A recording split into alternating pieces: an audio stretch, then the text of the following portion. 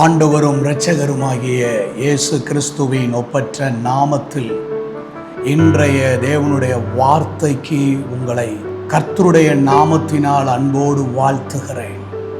இன்று நாம் தியானிக்கும்படி தெரிந்து கொள்ளப்பட்ட வேத பகுதி சங்கீதம் 92வது சங்கீதம் 4வது வசனம்.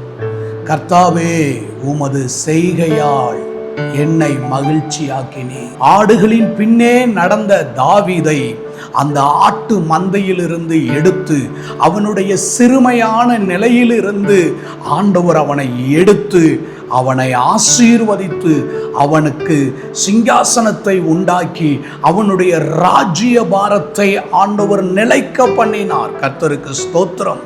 இன்றைக்கு ஆண்டவர் உங்களுக்கு சொல்லக்கூடிய வார்த்தை, தாவீதை தேவன் தெரிந்து கொண்டது நிமித்தம், அபிஷேகித்தது நிமித்தம் அவன் பலவிதமான பாடுகளிலும் அவமானங்களிலும் நெருக்கங்களிலும் தாவீது அவனுடைய வாழ்க்கையில் கடந்து வந்தாலும், அவனுடைய வாழ்வில் இருந்த பாடுகள், அவனுடைய வாழ்வில் இருந்த துன்பங்கள், துயரங்கள், நெருக்கங்கள் அவனுக்கு நெடுங்காலங்கள் நிலைத்திருக்கவில்லை.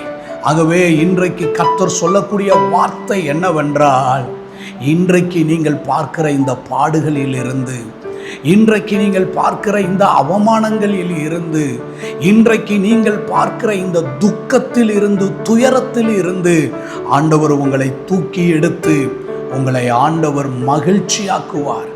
இன்றைக்கு நீங்கள் பார்க்கிற இந்த ஒன்றும் இல்லாத நிலை, சிறுமையான நிலை, ஆசீர்வாதமற்ற நிலை உங்களுடைய வாழ்க்கையிலே நிரந்தரமானது கிடையவே கிடையாது. தேவனுடைய வார்த்தை சொல்லுகிறது, இக்காலத்து பாடுகள் இனி நம்மிடத்தில் வெளிப்பட போகிற மகிமைக்கு ஒப்பிடத்தக்கவை அல்ல என்று சொல்லி. ஆகவே இன்றைக்கு நீங்கள் பார்க்கிற இந்த பாடுகள், இன்றைக்கு நீங்கள் கடந்து போகிற இந்த கண்ணீரின் பாதைகள் உங்கள் வாழ்க்கையில் அதுவே நிரந்தரம் அல்ல. அதில் இருந்து இணையில்லாத மகிமையை, விவரிக்க முடியாத நன்மையை ஆண்டவர் உங்களுடைய வாழ்க்கையிலே தந்து ஆண்டவர் உங்களை மகிழ்ச்சியாக்குவார். இன்றைக்கு நீங்கள் தேவனிடத்திலே நம்ப வேண்டியதும், விசுவாசிக்க வேண்டியதும், விசுவாசத்தை அறிக்கையிட வேண்டியதும் என்னவென்றால், கர்த்தாவே, உமது செய்கையால் என்னை மகிழ்ச்சியாக்க போகிறீர், அதற்காக உமக்கு ஸ்தோத்திரம், நன்றி என்று சொல்லி தேவனை மகிமைப்படுத்துங்கள். இன்றைக்கு இந்த நாளின் உங்களுடைய எல்லா காரியங்களையும் தேவனிடத்தில் ஒப்பு கொடுத்து ஜெபியுங்கள். நாம் ஜெபிப்போமா?